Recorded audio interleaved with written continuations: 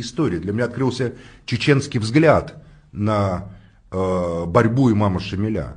Когда после Ахульго имам Шамиль пришел в Чечню, до этого Чечня так активно не воевала с русскими. Она как бы так придерживалась тактики таких набегов и обороны.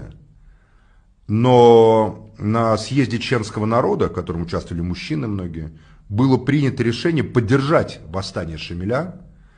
И тогда именно Шамиль и стал имамом Чечни и Дагестана. Никогда не был имамом всего Кавказа. Имамом всего Кавказа на самом деле был только шейх Мансур, чеченец по национальности, которого имперские войска, какие-нибудь немецкие офицеры наверняка, которые командовали русскими крепостными солдатами, захватили, по-моему, потом под Анапой или в Анапе где-то шейха Мансура, даже не на территории Чечни и Дагестана.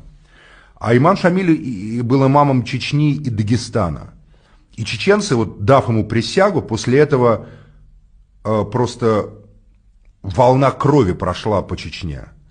Карательные экспедиции, в частности описанные Львом Толстым в Хаджи Мурате, это разорение Гихи, свидетелем которого был сам Толстой, многократные сожжения, разорение введено, все эти жуткие экспедиции туда, карательные, в глубину Чечни, на так называемое замирение чеченцев, с вырубанием лесов, переселением насильственным людей на равнину из горных мест, уничтожением, сожжением памятников культуры.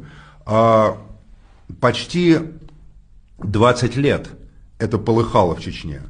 И Дагестан в это время, уже многие районы Дагестана замирялись с Российской империей. И я читал письма имама Шамиля, его послания к разным дагестанским селениям с призывом, что же вы оставили свой, газоват, что вы, собственно говоря, не сражаетесь, а чеченцы сражались.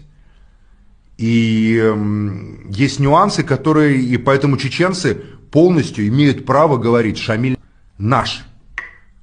Они давали ему присягу и честно ее исполняли, положив огромное количество жизней в этой 20-летней непрерывной бойне, которая была беспощадна по отношению к чеченскому народу и к Чечне.